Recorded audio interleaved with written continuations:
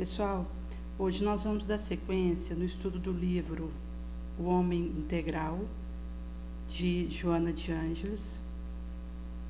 Estamos no capítulo 4, O Homem em Busca do Êxito.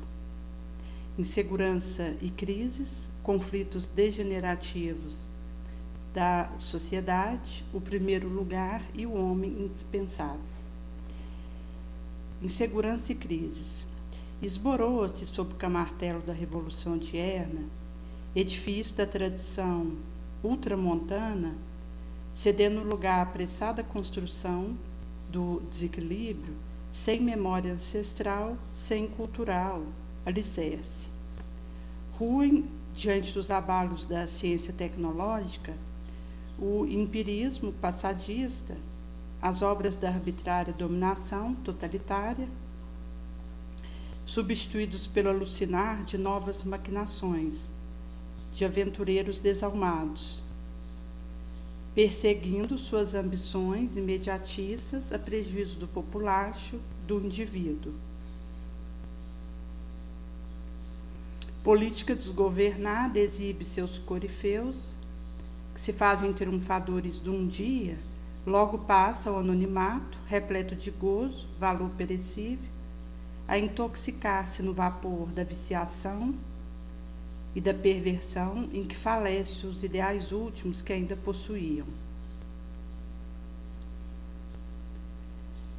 Ela vai trazer essa questão da ruição perante o abalo da ciência tecnológica do empirismo passadista e obras de dominação arbitrária, totalitária, substituídos pelo alucinar das novas maquinações de desalmados aventureiros, que perseguem a ambição, a prejuízo de outrem. O direito humano, decantado em toda parte, sofre o vilipêndio daqueles que o deveria defender, em razão do desrespeito que apresenta diante das leis por eles mesmos elaboradas, em desprezo flagrante às instituições que se comprometeram a socorrer por descrédito de si próprios. A anarquia substitui ordem e transformação social apressada não tem tempo de ser assimilada, porque é substituída por modismo que se multiplica em velocidade ciclópica. Então, ela vai trazer o aspecto da moda que vai levar a essa condição grey. Velhos dogmas, nascidos, cultivados no caldo da ignorância, são esquecidos e nascem ideias liberais revolucionárias, que instigam o homem fraco contra o seu irmão mais forte, gerando ódios quando deveria amansar o lobo ameaçador, a fim de que o pacificado pudesse beber na mesma fonte, com o cordeiro sedento, que lhe receberia dignificadora proteção. Nesse sentido, ela traz a instigação do mais fraco contra o mais forte, que gera ódio, animosidade, quando deveria amansar o lobo ameaçador, visando a pacificação, para ambos beberem na mesma fonte, onde um poderia auxiliar o outro. A circunstância externa do interrelacionamento das criaturas, fenômeno consequente ao desequilíbrio do indivíduo, engendra no contexto odierno insegurança fomentador de crise. Sucede-se assim crise de autoridade, de honradez, de respeito, de valor ético-moral, e a desumanização da criatura assoma no painel do comportamento, insensibilizando-a pelo amolentamento emocional ou exacerbação, na volúpia do prazer, da violência, conduzido pela desmedida ambição. Então, ela vai trazer essas crises de respeito, honradez, valores, autoridade, a desumanização, assomando nos painéis comportamentais insensibilizando pelo amolentamento emocional ou exacerbação da violência conduzida pela ambição desmedida, da volúpia do prazer. Crise responde por desconfiança dos indivíduos, uma em relação à outra, pelo rearmamento belicoso de uns indivíduos contra os outros, pela agressividade atrevida automática. A queda do respeito que todos se devem, respeito este sem castração nem temor, estimula uma indisciplina que começa na educação das novas gerações, relegadas a plano secundário, em que se cuida de oferecer coisas em mecanismo sórdido de chantagem emocional, evitando-se dar presença, amor, orientação saudável, companheirismo. Nesse sentido, que a crise de autoridade responde pela corrupção em toda a área, sob a cobertura daqueles que deveriam zelar pelos bens públicos, administrá-los em favor da comunidade, pois que para tal se candidataram aos postos de comando, sendo remunerados pelos contribuintes para esse fim. Os maus exemplos, como efeito, favorecem a desonestidade pública discreta dos membros esfacelados do organismo social enfermo, prepara os bolsões de miséria econômica, moral, com todos os ingredientes para a criminosa rebelião, o assalto à mão armada, a insegurança geral, indébito aproveitamento do bem alheio. O que se nega em compromisso de direito é tomado em mancomunação da força com o ódio.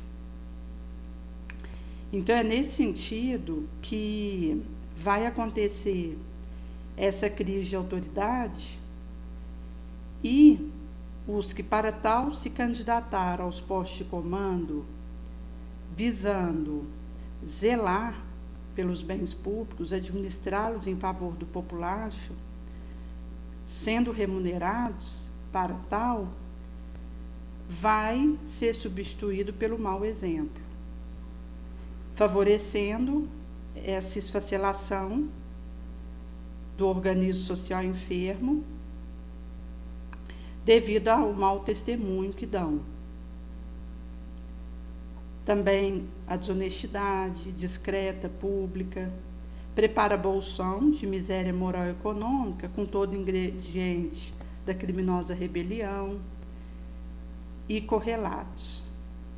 Mesmo o valor espiritual do homem se apresenta em crise de pastores e amigos capazes de exercer o ministério da religiosa fé com serenidade, sem separativismo, sem discórdia na grei, com amor, sem disputa de primazia, sem estrelismo, com fraternidade.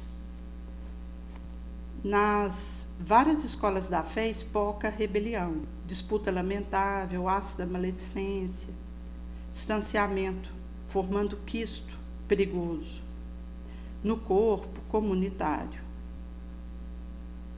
O homem apresenta-se doente e a sociedade que lhe é o corpo grupal encontra-se desestruturada em total padecimento. As crises gerais que procedem da insegurança individual são, por sua vez, responsáveis por mais altas e expressivas somas de insatisfação, instabilidade emocional do indivíduo, desconforto. Forma um círculo vicioso que se repete sem possibilidade aparente de arrebentar as cadeias fortes que o constituem. Então, essa insegurança individual espoca em crise geral, responsável por altas expressivas somas da instabilidade, da insatisfação, do desconforto, formando esse feedback retroalimentativo, viciativo, a se repetir sem aparente possibilidade de arrebentar as cadeias fortes constituintes. Vitimado por sucessivo choque desde o momento do parto, quando o ser é expulso do claustro materno, onde se encontrava insegurança, este enfrenta, desequipado, desafios inumeráveis que não logra superar. Chegando à idade adulta, ele desestruturado, para enfrentar a maquinaria insensível dos dias contemporâneos, receoso, em que a eletrônica e a robótica são conduzidos, porém avançam tomando o controle da situação, lentamente reduzindo ao observador das respostas em posições digitadas, apertando ou desligando controles, submetendo-se a pré-estabelecido resultado, sem emoção, sem pessoal participação no dado recolhido. Noutra circunstância, ou em estado fetal, experimenta choque gerador de insegurança, no comportamento da gestante revoltada diante da maternidade não desejada, até mesmo odiada. O jogo de nervosa reação, vibração deletéria de revolta contra o sem informação, atinge-lhe o delicado mecanismo psíquico, desarmonizando o núcleo gerador do futuro equilíbrio sob chuva de raio destruidor que irreversivelmente o afeta. Então ela vai explicar que existe esse jogo de reações nervosas na formação do embrião, em que vibrações deletérias de revolta contra o ser em formação atinge-lhe a circuitaria delicada do mecanismo psíquico, o desarmonizando. Seus núcleos geradores de futuro equilíbrio são afetados, sob chuva de raio destruidor, que o levará a cair numa situação irreversível. O que o amor poderia realizar posteriormente, educação lograr em forma de psicoterapia, fica à margem, sob o cuidado de pessoa remunerada, sem envolvimento emocional, interesse pessoal, produzindo marca profunda de abandono, solidão, que ressurge como trauma danoso no desenvolvimento da personalidade, num resumo subsequente. A parte fator sociomesológico, outras razões são preponderantes na área do comportamento inseguro, que são aqueles que procedem de reencarnações anteriores, malogradas ou assinaladas pelos golpes violentos que foram aplicados pelo espírito em desconcerto moral, ou que os padecera nas rudes pugnas existenciais. Então ela vai trazer de outras razões que preponderam no comportamento inseguro, procedente de reencarnações transatas, assinaladas por golpes violentos aplicados pelo espírito em desconcerto moral, malogradas, ou que os padecera nas pugnas rudes existenciais. Assinalando com rigor a manifestação da afetividade tranquila ou desconfiada, aquelas impressões são arquivadas no inconsciente profundo, graças a mecanismo sutil do perispírito. O homem é um ser inacabado que a atual existência deverá colaborar para o aperfeiçoamento, a que se encontra para tal destinado. Faltando-lhe recurso favorável ao ajustamento, torna-se uma peça mal colocada, inadaptada na complexidade da vida social. Somando a sua na insegurança de outros membros, assim favorece crise individual, coletiva. Por desinformação ou fruto de um contexto imediatista consumista, elabora-se a tese que a segurança pessoal é resultado do ter, que se manifesta pelo poder e recebe a resposta na forma de parecer. Todo o mecanismo responsável pelo homem e sua sobrevivência se estriba nessas propostas falsas, formando uma sociedade de forma, sem profundidade, sem estrutura psicológica, nem equilíbrio moral e de apresentação, onde o aparencial é que é considerado e não a essência. Trabalhando somente exterior, relega-se a plano secundário ou a nenhum o sentido ético do indivíduo, da sua realidade intrínseca, das suas possibilidades por vindouras, nele jacentes mesmo. O homem deve ser educado para conviver consigo próprio, com a sua solidão, com seus momentâneos limites, ansiedades, administrando em proveito pessoal de modo a poder compartilhar emoção, reparti-las, distribuir conquistas, ceder espaço, quando convidada a participar em outras vidas, ou pessoas outras vierem envolver-se na sua área emocional. Então, ela vai explicar que a convivência conosco mesmo pede uma educação básica para lidarmos com a nossa própria solidão, nossos momentâneos limites, baliza, ansiedade, fazendo essa administração em proveito próprio, que nos capacita a compartilhar emoção, repartir ela, distribuir conquista, ceder espaço, quando vem o convite para participar em outra vida, ou outras pessoas venham nos envolver na sua área emocional. Desacostumada à convivência psíquica consciente com os nossos problemas, mascaramos com as fantasias da aparência, da posse, fracassamos nos momentos em que se deve enfrentar, refletido em outrem que o observa com os mesmos conflitos e inseguranças. A união fraternal, então, desarticula, as afetivas se convertem em guerra surda, o matrimônio naufraga, o relacionamento social sucumbe, disfarçado nos encontros balburdiais, extravagantes, de exagero alcoólico, tóxico, orgíaco, em mecanismo de fuga da realidade de cada qual. A educação, psicoterapia, metodologia da convivência humana deve estruturar-se em uma consciência de ser antes de ser em vez de poder, de ser, embora sem a preocupação de parecer.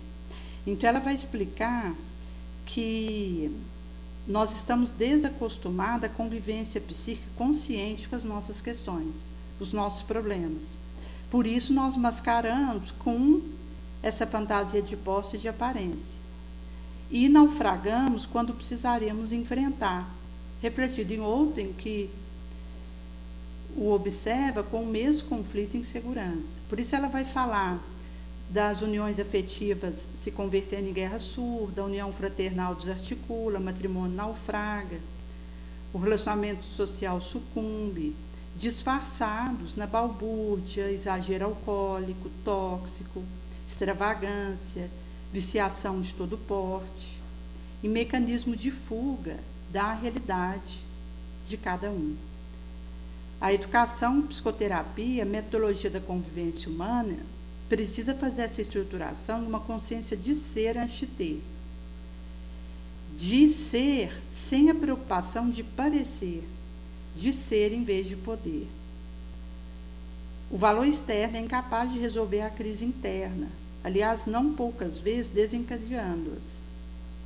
O que o homem é, sua realização íntima, sua capacidade de compreender-se, as pessoas, o mundo, sua riqueza idealística, emocional, estruturam-no para os embates que fazem parte do seu modo vivendi e operandi, nesse processo incessante de critificação, crescimento. Nesse sentido que aquilo que somos, as nossas íntimas realizações, nosso dom, habilidade, capacidade de compreender o orbe, os outros, a riqueza emocional, idealística, nos estrutura para os embates que fazem parte do nosso modus vivendi e modo operandi, num processo incessante de amadurecimento, de critificação. Coragem para enfrentamento sem violência ou recuo nos capacita para o louco transformador do ambiente social, que deslocará para o passado a ocorrência de crise de comportamento, iniciando-se a era de construção ideal, de reconstrução ética, jamais antes vivida na sua legitimidade. Que ela vai trazer o aspecto da intrepidez, da coragem moral para enfrentar, sem recuar, abandonando a boa luta e sem violência, capacitando o indivíduo para o louco transformador do ambiente em que ele está, que passa por uma autoridade moral, que deslocará para o passado a ocorrência de crise de comportamento, iniciando-se a era de construção ideal e reconstrução ética, jamais antes vivida na sua legitimidade, conceito de força-poder estão presentes na sistemática governança dos populares. Sempre os militares governaram mais do que os filósofos.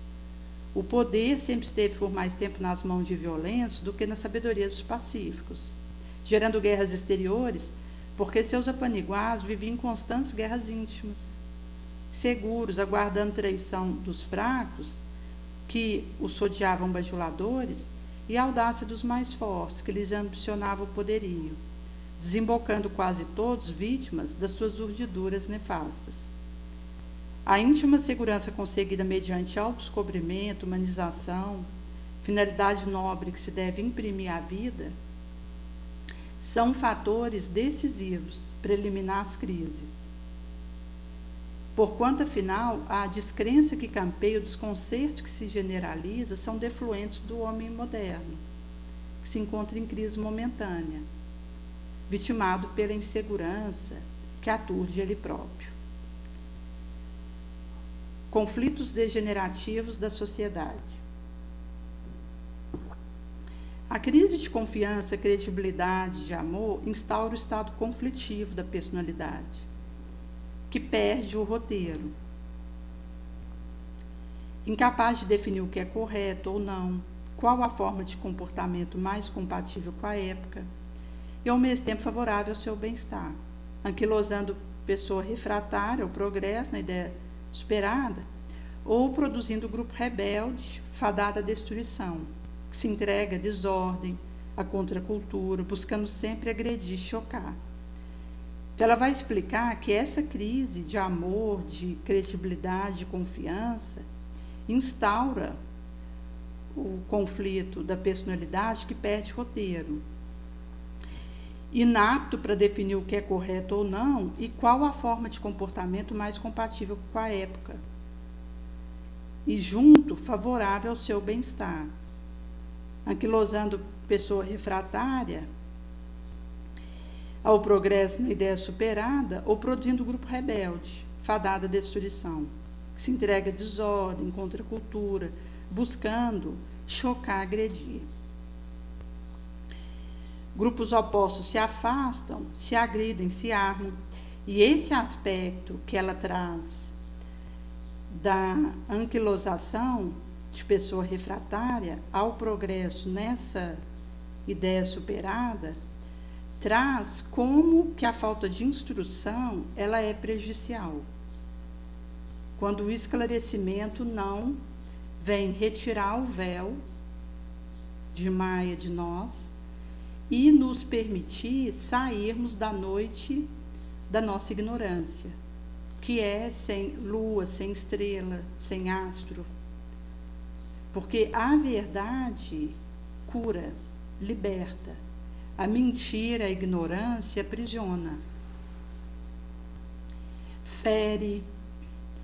E é nesse sentido que significa essa urgência de recebermos um roteiro amoroso, qual Jesus veio nos trazer, onde a gente vai aprimorar o nosso discernimento do certo em relação ao errado, do que é lícito ou não realizar, da melhor maneira de agir quando podemos e devemos, e quando não devemos ou podemos, mas não devemos, fazer o recuo.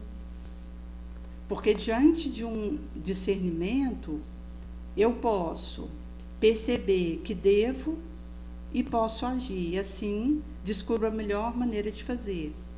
Mas, podendo agir, mas não devendo, recuo. Ou devendo agir, mas não podendo, recuo também. O homem ainda não aprendeu a ser solidário quando não concorda, preferindo ser solitário, ser opositor. Nesse sentido que, se o indivíduo ele percebe uma ideia com a qual ele não concorda, ele prefere se opor, ficar solitário do que se solidarizar, dando o seu contributo. Inclusive considerando que a questão das diferentes ideias sobre um determinado assunto, isso vem contribuir para um maior discernimento em torno dessa questão. Kardec ele vai fazer a estruturação da doutrina espírita com base nesse acolhimento de diferentes pontos de vistas do Oiapoque ao Exu e ao Orbáquio, para fazer a universalidade do ensino dos espíritos, que vai permitir essa segurança ao estabelecer a obra da codificação, porque quando a gente pega a opinião de um indivíduo, ele pode estar obsedado. Se pegamos daquele grupo, também podem estar influenciados malevolamente. Mas se essa mesma opinião é colhida em diferentes partes do orbe, é possível fazer um rastreio e estabelecer alguns aspectos e tê-los como uma base referente àquele assunto. Ora em estudo. Por isso que ela vai trazer que a renovação é lei da vida. A poda faculta ressurgimento do vegetal. Fogo purifica metal, permitindo-lhe moldagem. A argila submete seu oleiro. Vida social é o resultado de alteração sofrida pelo indivíduo, seu elemento essencial. Portanto, é necessário transformação, evolução de conceito, evolução para engrandecimento de valores. Às vezes, para tal fim, preciso é ocorrer demolição, destratificação do ultrapassado, do arcaico. Lamentavelmente, porém, nessa ação demolidora, a revolta contra o passado, pretendendo apagar vestígios do antigo, vai-lhe até as raízes, buscando sua extirpação. Nesse sentido que, como nós estamos num progresso constante, pode ser necessário a demolição de estratificação do ultrapassado e arcaico, mas o risco está em tentar arrancar as raízes e, nessa extirpação, tirar um cimento. O homem populacho sem raiz não sobrevive. No começo, o paganismo greco-romano era uma bela doutrina, rica de significado, símbolo, caracterizando o processo psicológico de evolução histórica do homem. Mais tarde, o abuso fez o degenerar. A doutrina cristã se apresenta na forma de um corretivo oportuno e eficaz. A dosagem exagerada, porém, termina por causar dano inesperado. No largo período da noite medieval, da qual algumas religiões contemporâneas ainda padecem efeito negativo. Então, mesmo que no começo o paganismo greco-romano era rico de símbolo e significado, mais tarde o abuso degenera e a doutrina cristã se apresenta como um corretivo oportuno e eficaz. Mas a dosagem exagerada termina por causar dano inesperado no período largo da noite medieval, de cujo algumas religiões contemporâneas ainda padecem o efeito negativo. E as piores guerras, as mais sangrentas, foram religiosas que nós tivemos. O mesmo vem acontecendo com a sociedade, que, para livrar-se das teias da hipocrisia, do preconceito, da hediondez, da vilania, da prepotência, elabora código de liberdade, de fraternidade, igualdade.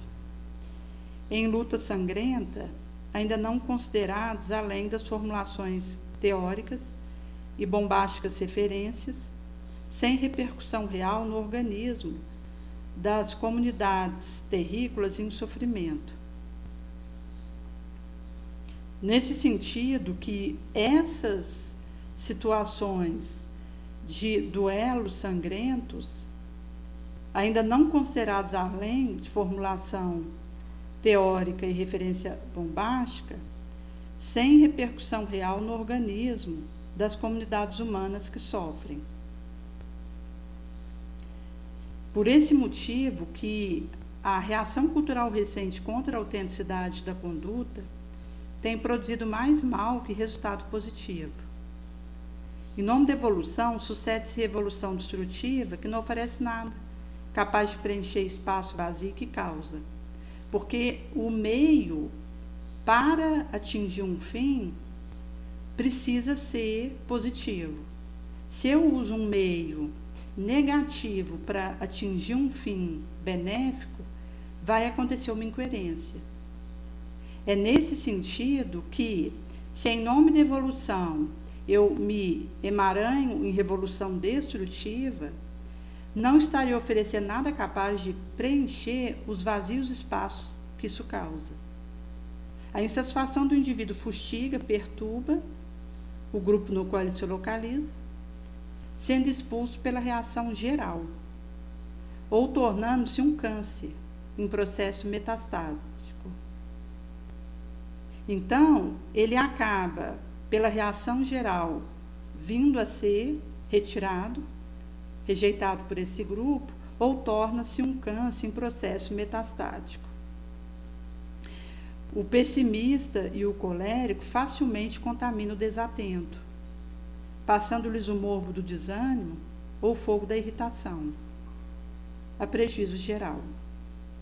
Armam-se de querelas desnecessárias, altera-se a filosofia dos partidos existentes, que se transfere para acusação descabida, agressividade, sem labor à vista para retificar os erros, a reabilitação moral dos caídos, para o bem-estar coletivo, que seria uma proposta nobre.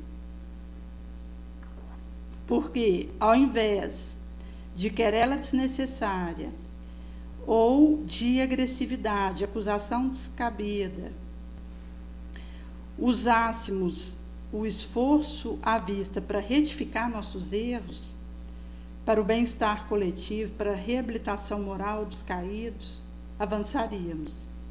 Cada grupo pequeno dentro do grupo maior, sem consenso, busca atrapalhar a ação do adversário, mesmo quando benéfica, porque deseja demonstrar-lhe a falência, movido por um interesse personalista, em detrimento do processo de estabilidade, crescimento de todos.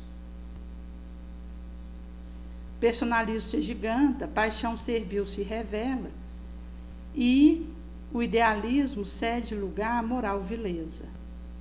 Porque onde entra a personalização, o indivíduo, ele sucumbe no próprio egoísmo. É por isso que a abnegação da personalidade é um quesito que faz parte daquele que se reformula moralmente. Do contrário, o personalismo se agiganta, se empodera no indivíduo que tomba na própria sombra. A paixão servil se revela e o idealismo cederá lugar à vileza moral. A predominância do egoísmo e a natureza humana faz-se responsável pelo caos em volta, no qual conflitos degenerativos no populacho campeiam. Surge plataforma frágil em favor do grupo, desde que sob o comando e a única alternativa do ególatra, que alicia outros semelhantes que se lhe acercam, igualmente ansiosos por sucesso que não merecem, mas que pleiteiam. Incapazes de competir a céu aberto, inseguros, e sem essa aptidão para uma competição honesta, aguarda na furna da própria pequenez, por motivos verdadeiros ou não, para incendiar o campo da ação alheia, longe de nobre objetivo, porém reflexo do seu estado íntimo conflituoso. É nesse sentido que essas plataformas frágeis, se estiver sob essa alternativa única desse ególatra do seu comando, aliciará outros que se lhe acercará, visando o massageamento do ego, onde os que são tragos por ele estão também ansiosos por sucessos que não merecem, mas pleiteiam. Pela insegurança e incapacidade de competir a céu aberto, honestamente, tete-tete, aguardam numa furna de uma pequenez própria, por motivo não ou verdadeiro, para incendiar o campo de ação alheia, longe de nobre objetivo, porém reflexo do seu estado conflituoso íntimo. Não se torna adversário leal, porque a inveja antes os fizera inimigos ocultos, que aguardam sede para desvelarem-se. É nesse sentido que, até mesmo quando a adversariedade se instala, devido à nossa raiva, ao nosso ódio, à nossa competição, acaba que o indivíduo se torna um adversário desleal, porque a inveja o faz inimigo oculto, aguardando ensejo para desvelar-se. Em face da distonia pessoal de que são portadores, decanta a necessidade do progresso do populacho e bloqueia o com astúcia, desarticulando o programa eficiente, antes detestado, atacando-os vilmente aos seus portadores, a quem fere pessoalmente pela impossibilidade total de permanecer no campo ideológico, já que não possuem idealismo. É nesse sentido que essa distonia que portam decanta essa necessidade do progresso, mas com astúcia fazem bloquear, desarticulando um programa eficiente, antes detestado, os ataca vilmente e aos seus portadores, a quem fere pessoalmente por essa total inaptidão de permanecer no campo ideológico, já que não possuem uma elevação de pensamento, um idealismo. Estimula a dissensão, porque seu conflito não o auxilia a cooperar. Entretanto, o motiva a competir. Não pode trabalhar a favor, porque o seu estímulo somente funciona quando se opõe. Por isso que ela vai trazer referente a essa situação do estímulo para a dissensão. O conflito não o auxiliando a cooperar, mas o motivando a competir. Nesse sentido que ele vai fazer o fomento à dissensão, não podendo trabalhar a favor, porque o seu estímulo somente funcionará quando se opõe. Em razão da insegurança pessoal, desconfia do sentimento alheio e provoca distúrbio que se origina em injustificáveis suspeitas, a soldo do prazer mórbido que os assinala. Então, essa insegurança pessoal é que desconfia do sentimento de outrem, provocando distúrbio que se origina em suspeita injustificável, a soldo do prazer mórbido que os assinala, que releva, fazendo essa emulação das dissensões, porque o indivíduo aturdido, perturbado, ele não consegue se auxiliar para conseguir cooperar com outrem. Porque até mesmo para que eu estenda a mão para auxiliar alguém, eu preciso conseguir apaziguar meu ânimo, ir com benefício na minha própria direção. É nesse sentido que, do momento que eu estou tombada no meu conflito, no meu desequilíbrio, eu não só não conseguirei auxiliar a outrem, como sou motivada a competir. Nesse sentido que fico inapta para trabalhar a favor do progresso comum, porque meu estímulo somente funciona quando me oponho. É por esse motivo que a desconfiança se instala, provocando distúrbios outros, porque o indivíduo ele não se sustenta sobre o próprio pé, a soldo desse mórbido prazer que o assinala. Conflito íntimo é matriz cancerígena no organismo humano em constante ameaça ao grupo social. Então, essa situação interior conflituosa é uma matriz cancerígena no indivíduo, em ameaça constante ao grupo populástico. Caberá ao homem em conflito revestir-se de coragem, resolvendo-se pelo trabalho de identificação das instâncias que dispõe, ora soterradas nos porões da personalidade assustada. Sentindo-se incapaz de enfrentar-se, a busca de alguém capacitado a apontar-lhe o rumo e a ajudá-lo a percorrê-lo é tão urgente quanto indispensável. Então, aqui ela vai trazer uma psicoterapia, a espiritualidade, a frequência a um centro espírita ou aquele que o indivíduo gosta de participar, onde irmãos de caminhada podem ouvi-lo, orientá-lo, a utilidade, que isso vai ajudar o indivíduo apontando o rumo para que faça o percorrimento da própria situação e ficando gabaritado a enfrentar-se a si mesmo. Indispensável com urgente. Terapias inúmeras estão ao nosso alcance entre técnicos da área especializada, como psicologia transpessoal, apresentando-lhe intercorrência de fator paranormal, e da psicologia espírita, aclarando com luz defluente de fenômeno obsessivo, gerador de degenerativo problema no indivíduo e na sociedade.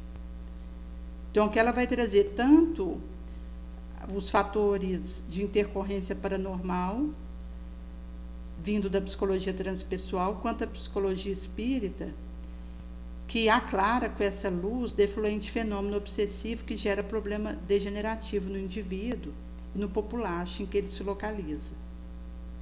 O conglomerado social, por sua vez, tem dever de auxiliar o homem em conflito, ajudando a administrar a sua fobia, trauma, ansiedade, mesmo de socorrê-lo na expressão avançada, quando padecendo psicopatologia diversa, de todo porte, em ética de sobrevivência do grupo, pois que, do contrário, através do alijamento de cada membro, quando vier a ocorrência, desarticular-se-á o mecanismo sustentativo da grei. Sociedade deve responder pelos elementos que a constituem, pelos conflitos que produz, assim como assume conquista e glória do feliz ato que a compõe. O conflito degenerativo da sociedade tem de desaparecer, especialmente quando o indivíduo, se encontrando consigo próprio, harmoniza seu cosmo individual, micro, colaborando para equilibrar o universo social, macro, no qual se movimenta. O primeiro lugar e o homem indispensável.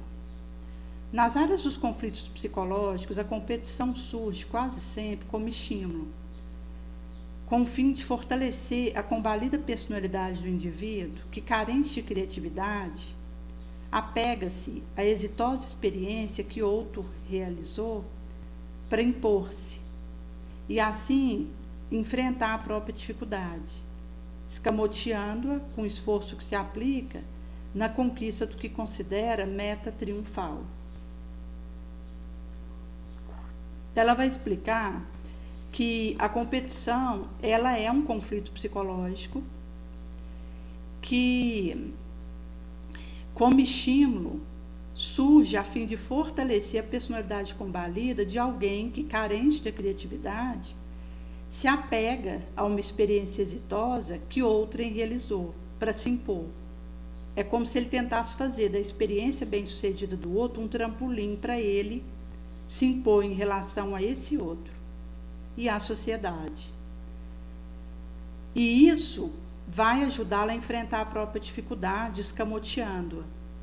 Ou seja, como ele não está dando conta de lidar com as suas questões, ele usa o que o outro realiza como trampolim devido à sua inaptidão, se esforçando para aplicar na conquista do que considera meta de triunfo, usando a realização de alguém para se triunfar. Ambicionando a realização pessoal, temendo o insucesso, que afinal é um desafio à moral resistência, à sua perseverança no ideal, prefere disputar funções e cargos à frente, sem qualquer escrúpulo, em titânica luta, na qual se desgasta, esperando compensação externa, monetária, de promoção social. Assim massageia o ego, frágil e ambicioso. Então, ela vai explicar que o competidor está ambicionando essa realização pessoal, mas ele, ao mesmo tempo, teme o insucesso, porque ele está sendo desafiado na sua resistência moral, na sua perseverança no ideal, que são conquistas muito difíceis, que somente nós logramos com pensamento nobre, com sentimento elevado, com bondade, com perdão, com compreensão, com sacrifício espontâneo. Em sendo assim, como ele teme o insucesso, prefere disputar as funções e cargos que vê diante de si, sem qualquer escrúpulo, em titânica luta, na qual se desgasta, perdendo tempo, energia, trabalho, esperando essa externa compensação, seja de promoção social, de evidência monetária. Assim, ele massageia o ego ambicioso, frágil. O homem que age dessa maneira está sempre um passo atrás da sua vítima provável, que de nada suspeita e ajuda-o, estimula-o, até padecer-lhe a ousada injunção, quão lamentável. Então, o indivíduo, nesse ponto, ele fica um passo atrás da sua provável vítima, na espreita, enquanto que o outro, que está sendo espreitado, não suspeita do que ocorre e ajuda o competidor, estimula-o, até padecer-lhe a sua ousada injunção, quão lamentável. Por sua vez, o triunfador não se apercebe que no degrau deixado vago, alguém já soma, utilizando-se dos mesmos artifícios ou mascarando-os com os olhos postos no seu passageiro trono. Então, ela vai explicar que esse indivíduo que busca esse triunfo a qualquer preço, escusamente, ele não percebe no degrau deixado vago alguém assomando, utilizando-se dos mesmos artifícios, ou mascarando-os com olhos postos no seu trono passageiro, porque alguém que sobe prejudicando o outrem vai ter um terceiro almejando o posto que ele chegou e que não titubeará em prejudicá-lo para fazer isso. Ou seja, ele vai receber na mesma moeda daquela que houvera dado. A competição saudável em forma de concorrência fomenta progresso, multiplica opção, abre espaço para todos, que criativos proporão variações do mesmo produto, ideias originais, novidades, renovação de mercado. Então, existe aquela competição saudável na forma de uma concorrência fomentadora do progresso, abrindo espaço para outros, multiplicando opção e deixando a criatividade vir a fluxo, propondo variação de um mesmo produto, ideia original, novidade, inovação de mercado. De outra forma, a personalidade conflituosa, arquitetando um plano de segurança, apega ao seu labor que realizam, à empresa onde labora, crendo-se indispensáveis, responsáveis pelo primeiro lugar que conseguiram o sacrifício, e transfere-se psicologicamente para a sua entidade. Somente se sente feliz e compensado quando discute o seu trabalho, a sua execução, sua importância.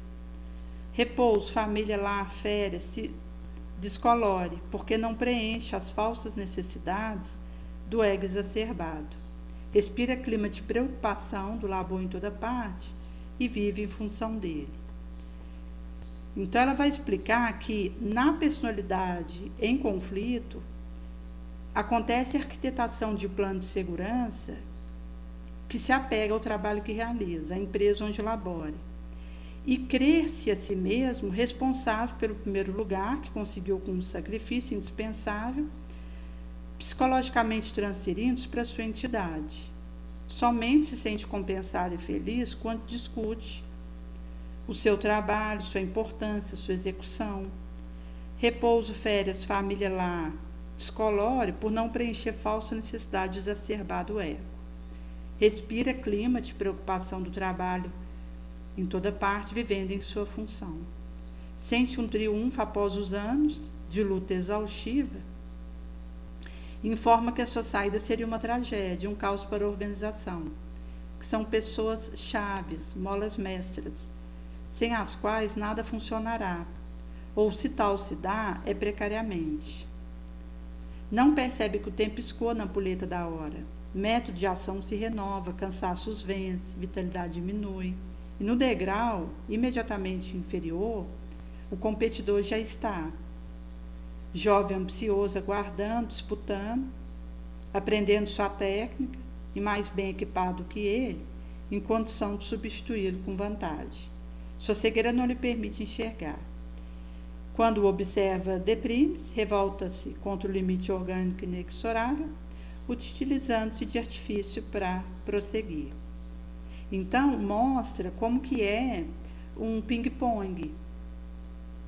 Nesse ioiô, em que o indivíduo que se nutre dessa autoprimazia, de se considerar indispensável, essa mola mestra, pessoa-chave, a última bolacha do pacote, o indivíduo ele acaba não se dando conta da sua fraqueza, da sua real condição de alguém que não é insubstituível, porque todos somos substituíveis, inclusive considerando que o trabalho no bem que nós realizamos, nós é que precisamos fazer. É por isso que ele foi confiado a nós. Que viemos na Terra para pedir trabalho para Jesus. Que no nosso estágio evolutivo é obrigatório para a nossa evolução. O labor no bem. Que é a única coisa que levaremos quando formos embora daqui. Foi o que viemos fazer e é o que levaremos, caso tenhamos conseguido deixar isso aqui. Nesse sentido, que quando um trabalho é confiado para mim, quem precisa disso sou eu. Na primeira pessoa necessitada, outros poderão se beneficiar a partir de algo que foi confiado a mim pela minha necessidade primeira.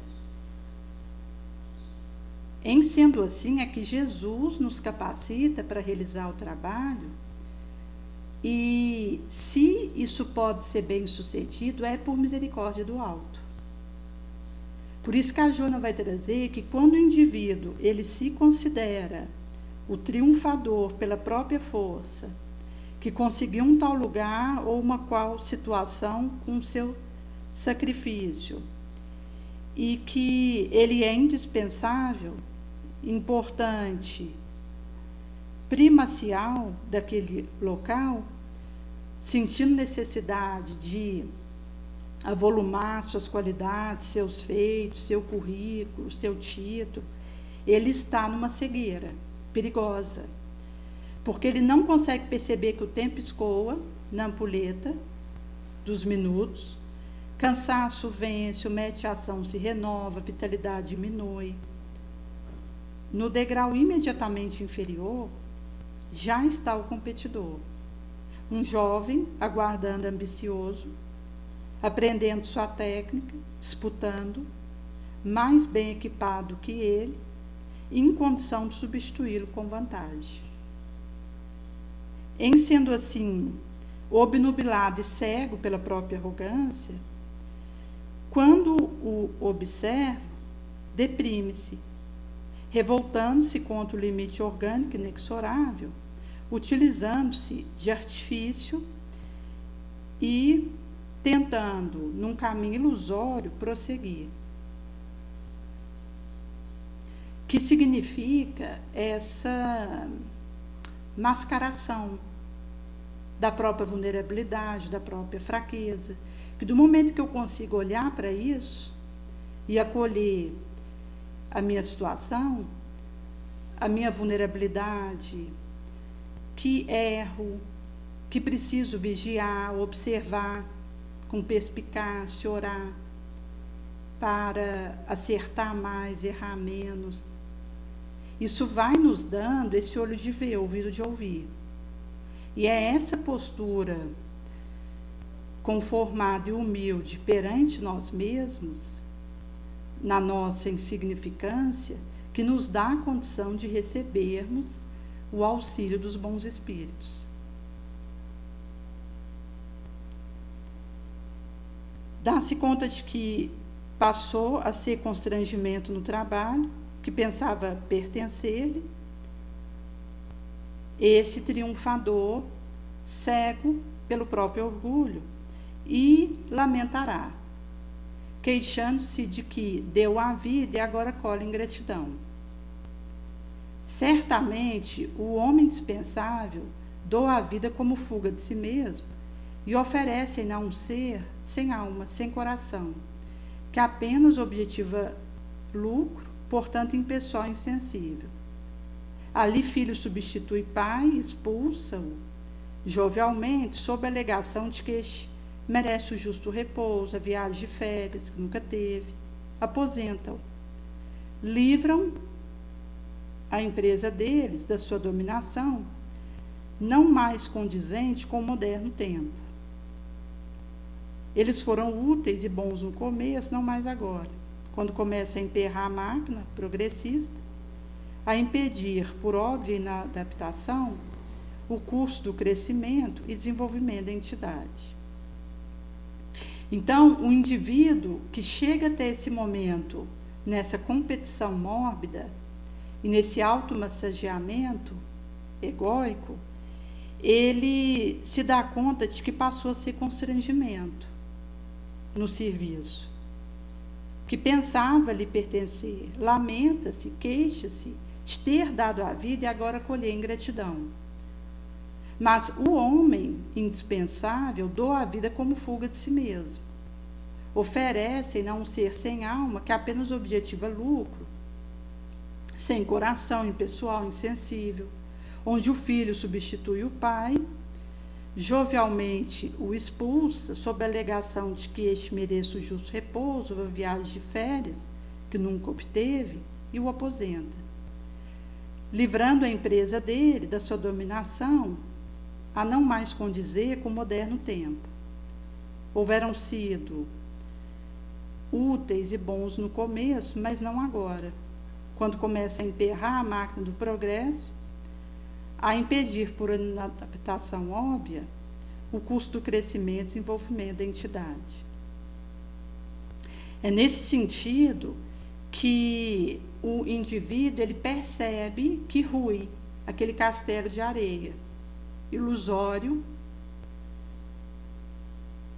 Assim chega o momento de realidade para o indivíduo que ocupa o primeiro lugar, indispensável. É convidado a solicitar aposentadoria quando não é jubilado sem consideração maior. E é esse o instante que o indivíduo ele percebe que estava numa fantasia. Porque a arrogância, o egoísmo são nossas chagas morais. Quando eu opto por massagear, por nutrir isso em mim, eu estou num fogo fato e numa ilusão perigosa. Porque chega o soamento da realidade para mim, que achava estar numa condição de indispensável lugar primeiro. Serei convidada a me retirar, solicitar uma aposentadoria, onde não serei jubilada sem maior consideração. Surpreso, disse em condição de prosseguir. Afirma ainda ser jovem querer trabalhar, dispor de saúde. O silêncio constrangedor adverte de que não há mais outra alternativa. Ele for usado como peça de engrenagem empresarial que, desgastada, deva ser substituída de imediato a gerar o benefício. A benefício da organização oportunamente, ele tomar a mesma atitude em relação a outros funcionários que foram afastados. A amargura domina, ressentimento enfurece, a frustração longamente adiada assoma, o conduz à depressão, à desistência. Sucede-se interrogação. E agora, o que fazer da vida, do tempo, da minha trajetória? Como não cultivou outro valor, outro interesse, arroja-se ao fosso da autodestruição, esquecido de familiar e amigo, egoisticamente, afinal, os quais nunca deram maior importância nem valorizaram. Afasta-se mais do convívio social, não raro suicida-se, discreto ou espetacularmente. A empresa não lhe sente a falta, prossegue em funcionamento e às vezes até melhor. E é nesse sentido que nós temos que ter cautela para melhorarmos aquilo que realizamos.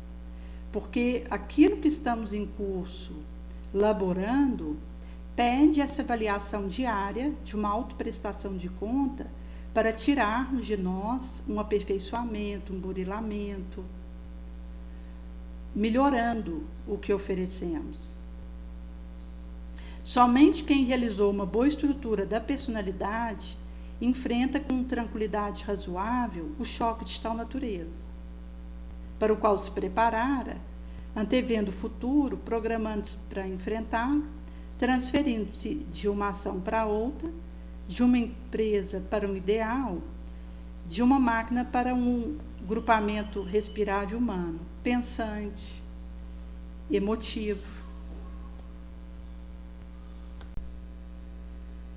Em sendo assim, que se o indivíduo ele constrói essa boa estruturação da personalidade, enfrentará com razoável tranquilidade esses choques, para o qual se preparara, programando-se para enfrentá-lo, antevendo o porvir, transferindo-se de outra para uma terceira ação, de uma empresa para um ideal, de uma máquina para um grupamento humano respirável, pensante, emotivo. Ninguém é indispensável em lugar nenhum. O primeiro de agora, amanhã será dispensável, assim como o último de hoje estará no comando no porvir, possivelmente. A morte a cada momento demonstra. A polivalência de aspiração é reflexo de normalidade, de equilíbrio comportamental, de harmonia de personalidade, convidando o indivíduo a buscar sempre mais.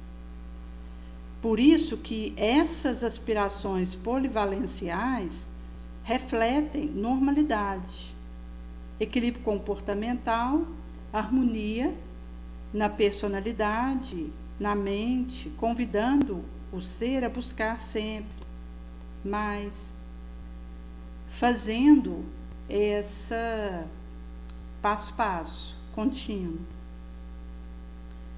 Desincumbência do dever reflete o valor moral, a nobreza da sua consciência. Segurar a rédea da dominação na sua mão forte denota insegurança íntima, crise de conduta. Por isso que essa desincumbência do dever a refletir o valor moral diz da tranquilidade consciencial, nobreza da nossa percepção de nós próprios, onde o indivíduo que percebe estar fazendo o seu melhor, ele usufrui de paz. Caso deseje segurar a rédea da dominação na minha mão forte, denotará insegurança íntima, crise de conduta. O indivíduo tem o dever de abraçar ideais de enobrecimento pessoal e grupal, envolver-se emocionalmente, participar, fazer-se presente na comunidade, complementando sua conduta existencial. Nesse sentido que esse abraçamento dos ideais nobres, individual, em grupo, de fazer essa participação e envolvimento emocional, é imperioso e faz-se presente na comunidade a complementar nossa conduta existencial, onde o indivíduo ele é chamado a contribuir onde se movimente. Por isso que as atitudes de isolamento são egóicas. Porque do momento que o indivíduo ele se afasta do grupo para atender a si próprio, ele definha. Caso ele se coloque à disposição para contribuir onde ele se movimenta, consegue fazer a multiplicação das suas possibilidades e isso vai o auxiliar a avançar moralmente. A gente tem relato de pessoas que vão para um convento ou para um monge, ali isola e fica em contemplação. Isso mostra um contrassenso. Vês que o despertamento consciencial nos leva ao encontro da dor. Então, a gente tem relatos de uma freira que, mesmo ali no convento, faz trabalhos com uma criança de rua, na distribuição de uma sopa, na visita a um asilo. Ou seja, ela está ali dentro daquele convento, mas em contato com necessitados de todo porte. Da mesma maneira, outros que, de alguma forma, se dirijam para um local comunitário em que fiquem ali em regime de internato, podem continuar auxiliando, usando sua habilidade, seu dom, seu talento, para fazer uma contribuição no meio em que se encontra. Mas me afastar e me isolar, ficando numa oração perpétua, mostra um retrocesso emocional, moral, porque ao me fechar em mim mesma, eu deixo de colocar à disposição de outrem aquilo que recebi a título precário num empréstimo e ao qual presto conta.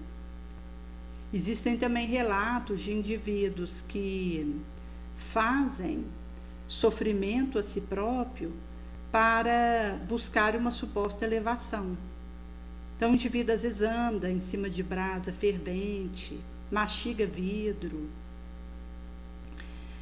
faz o corte de serpente com a dente, e isso tentando um movimento de autossuplício e que o leve a precisar vencer aquela sensação dolorosa, angustiosa que cria. E isso vai contribuir para machucar um tecido, sangrar, que vai necessitar de uma recuperação subsequente, enfraquecendo o indivíduo. Ao passo que, se ele usa sua energia, o seu minuto e sua vibração, o seu labor para auxiliar, ele estará, mesmo cansado, esgotado, mas deixando sementes positivas que pipocam e cujo resultado pertence a Deus. Nesse sentido que a Joana vai trazer sobre essa importância de nos envolvermos, participando de atividades onde possamos ser úteis. Criatura terrícola está viajorando pela terra e todo trânsito, por mais demorado, sempre termina. Ninguém se engane e não engane a outrem.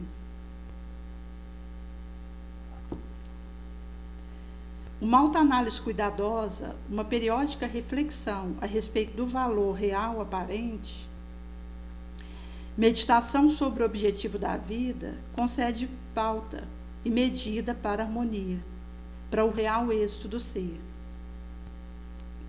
Então, por estarmos aqui como viajores em trânsito, e que uma hora soará o momento de retornarmos para o astral, quanto antes nos desiludirmos, melhor.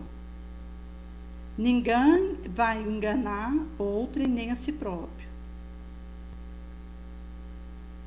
Por isso que ela vai trazer dessa autoanálise cuidadosa, periódica reflexão a respeito de um valor aparente real, meditação sobre o objetivo da vida, concedendo pauta e medida para nos harmonizarmos para o êxito real do ser. A finalidade da existência corporal é conquistar valor eterno. Êxito consiste em lograr equilíbrio entre o que se pensa ter e o que se é realmente, adquirindo estabilidade emocional para permanecer o mesmo na tristeza como na alegria, na saúde conforme na enfermidade, no triunfo qual sucede no fracasso. Então, como a destinação nossa é a conquista de valor eterno, ao lograrmos equilíbrio entre o que pensamos ter e o que somos realmente, hesitamos. Por isso Emmanuel diz, só se desiludirá quem se iludiu.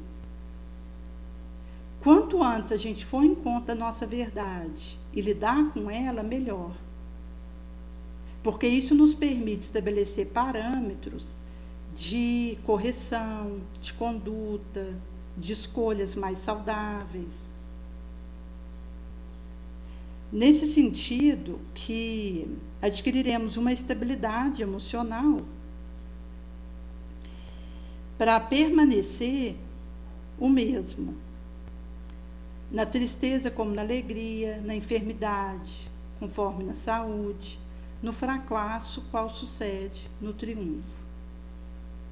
Porque aí nos prevenimos de sermos cegados pelo entusiasmo. E o bom senso passa a ter essa preponderância na nossa análise. Quem consiga ponderar para discernir o caminho e o percorra com tranquilidade, terá começado a busca do êxito, que logo mais culmina com alegria.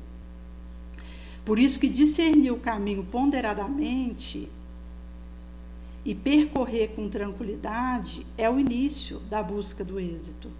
Porque do momento que eu consigo me olhar e analisar friamente, com clareza, eu vou ter recursos para hesitar, para triunfar moralmente, via reforma moral. Por isso ela traz que logo mais culmine em alegria.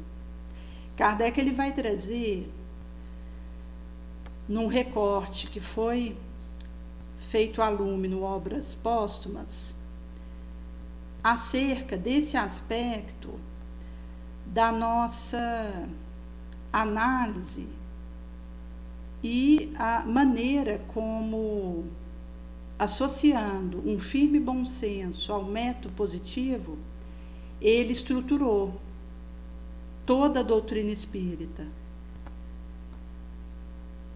Porque ele trazia essa dedução,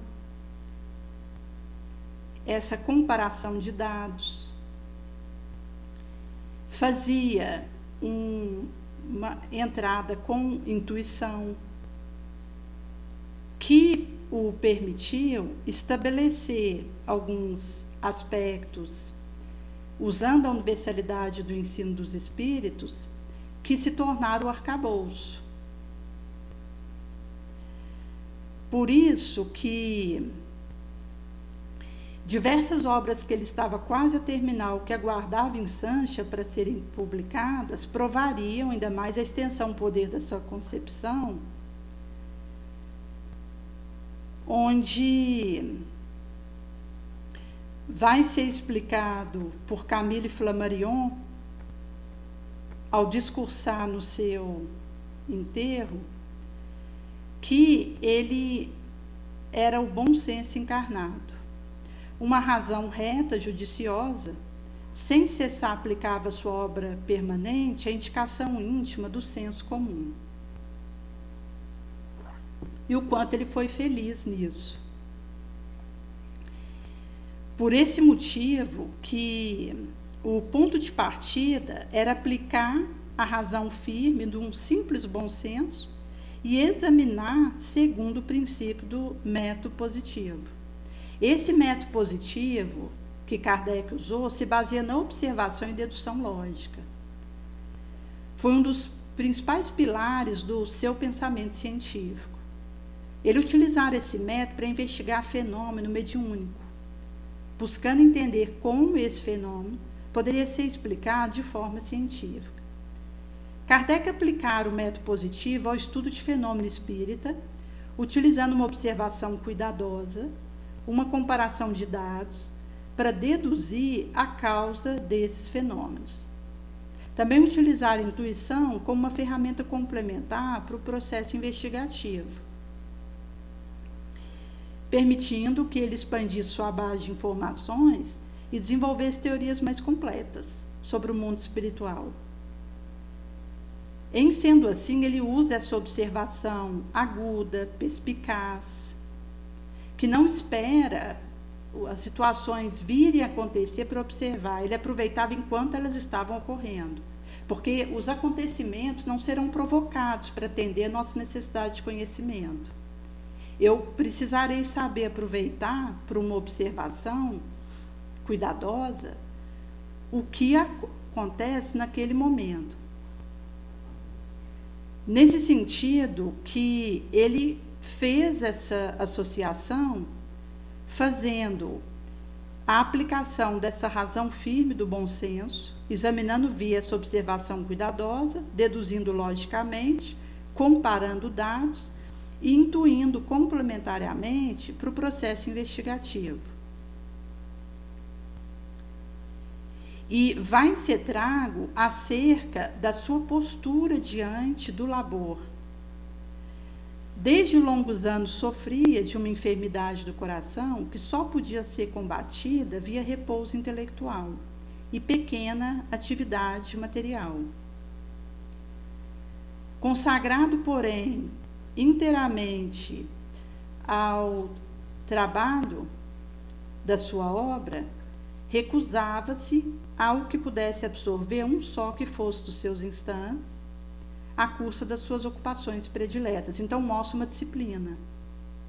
Aliado,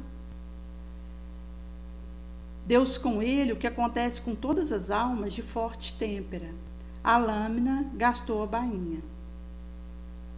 Seu corpo entorpecera e se recusava ao serviço que o espírito lhe reclamava, enquanto esse último, cada vez mais vivo, mais fecundo, mais enérgico, ia sempre alargando o círculo da sua atividade.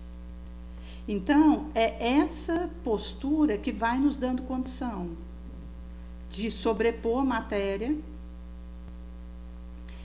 e irmos superando as dificuldades, conforme Kardec fez, previndo esse estudo, que ele, tomando a dianteira, já houvera preconizado ser lento, difícil, complexo, mas ele trazia essa sábia lentidão, essa prudente reserva, essa moderação constante, que traz cada coisa a seu tempo. E teria que entrar agora num período científico.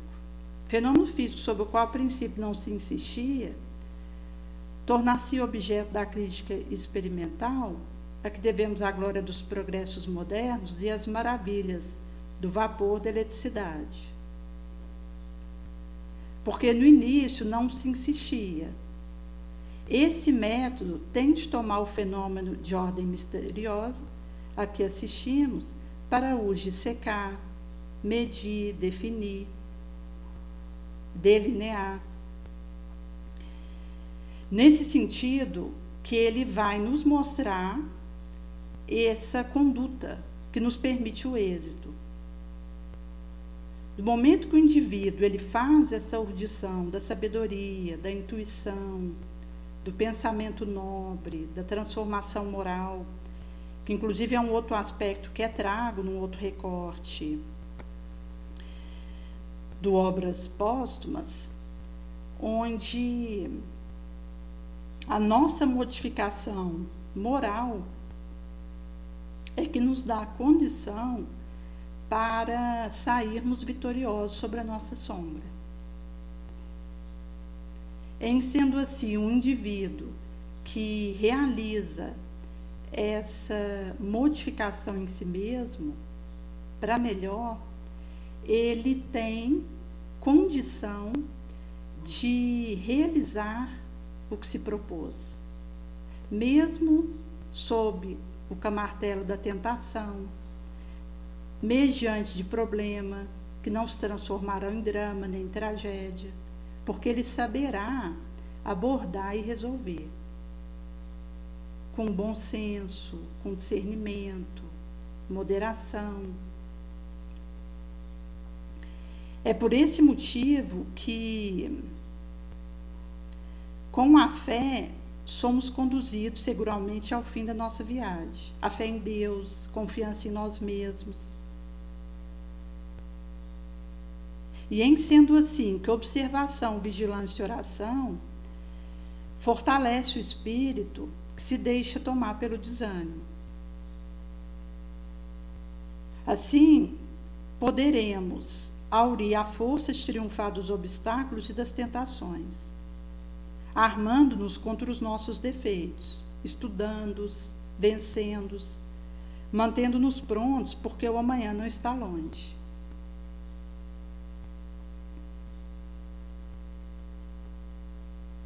Por isso que nós temos essa necessidade irresistível de sair da nossa inferioridade e de ser feliz,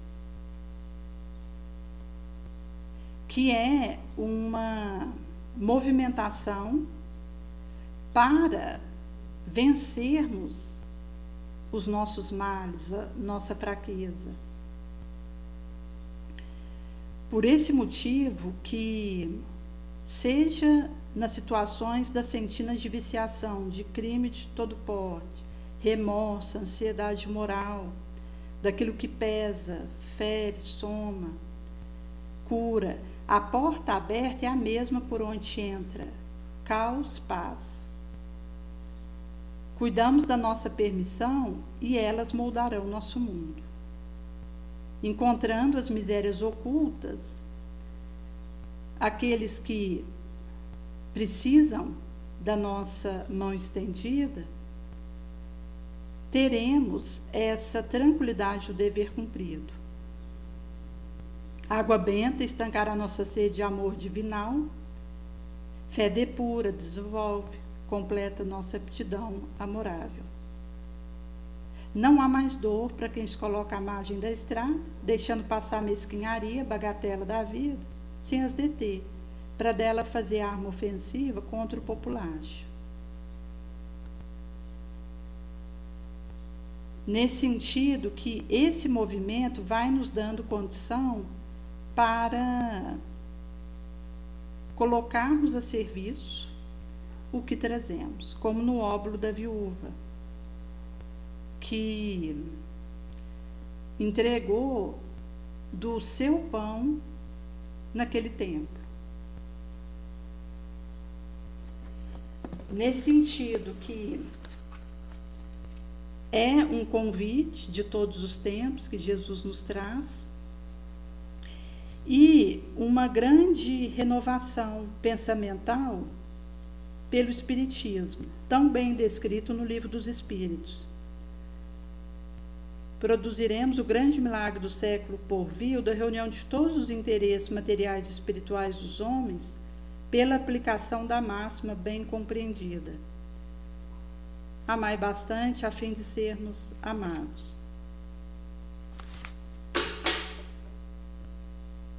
Assim, Jesus ele vem nos chamar para essa segmento. Defronte do gasofilácio, considerava de que maneira o povo nele tirava o dinheiro. Várias pessoas ricas tinham colocado muito. Também uma pobre viúva, nele colocara somente 2 pequenas moedas. Jesus, tendo chamado seus discípulos, lhes diz: eu vos digo em verdade, essa pobre viúva dera mais do que todos aqueles que colocaram no gasofilácio. Todos os outros deram da sua abundância, mas essa deu da sua indigência, tudo mesmo que tinha, o que lhe restava para viver. E para nós é um presente. Quando a Joana nos traz sobre a condição que temos de fraqueza, de não sermos insubstituíveis e de despertarmos para o nosso dever, isso nos coloca em tranquilidade para o objetivo que temos. Por isso que a nossa encarnação na Terra é tão preciosa. Estamos aqui para ser o bom sal que salga, e isso significa essa humildade sincera, esse devotamento sem segunda intenção, sem limite, desinteresse moral, material absoluto, abnegação da personalidade. É uma porta aberta diante de nós. E por uma vontade fortalecida, conseguimos seguir.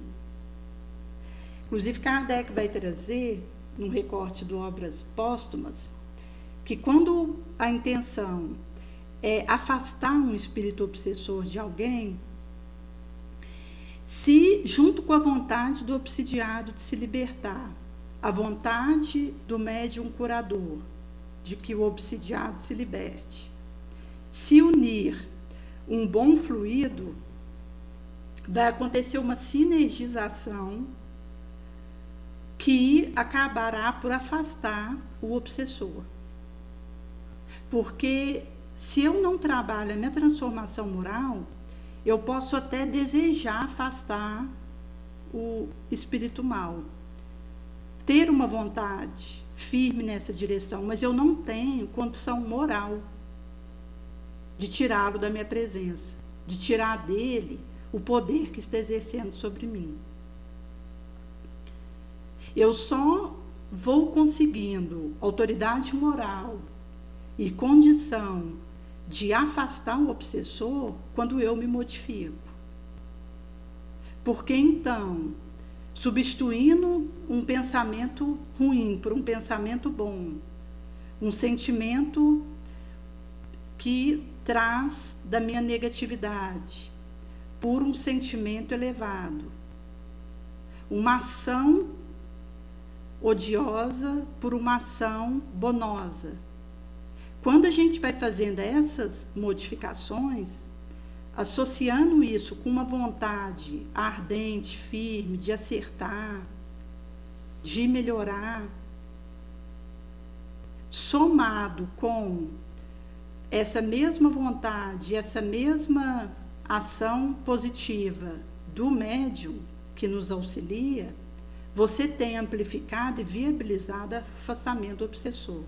Inclusive porque se o indivíduo ele não tem uma transformação espiritual no seu testemunho, na sua atitude mental, o obsessor pode até ser afastado, mas ele acaba chamando de volta, porque ele não se sustenta sobre si mesmo sem estar obsidiado. Ele atrai. E é nesse sentido que se eu cultivo uma crueldade, eu atraio um obsessor mais cruel do que eu, que vai usar disso para me fascinar.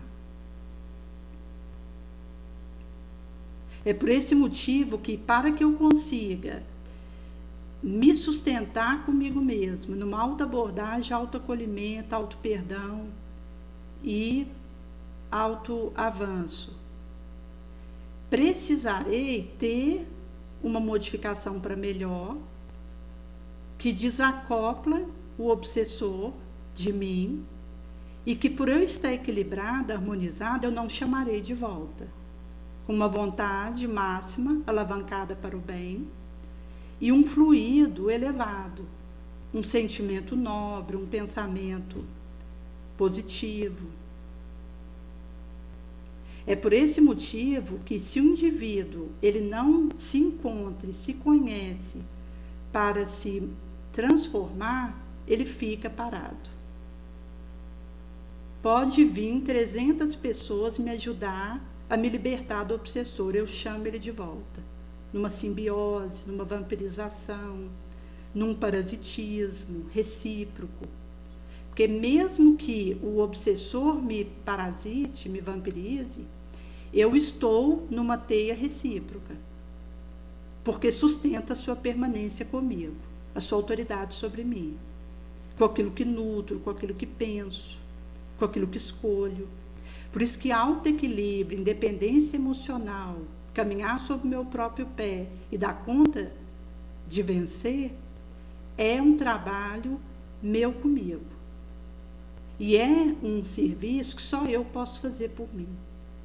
No momento que eu logro esse domínio sobre mim mesma e faço essa rédea da minha sombra, acendendo a minha luz e levando ela por onde vou, acontecerá que o obsessor se afasta e o benfeitor se aproxima.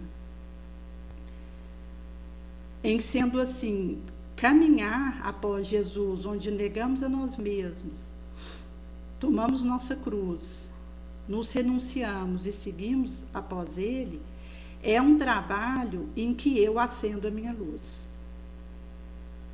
Porque antes venci minha sombra, dominei ela. E é nesse sentido que então vai sendo possível o benfeitor secundar meu esforço, porque estarei, de fato, leal após o Mestre.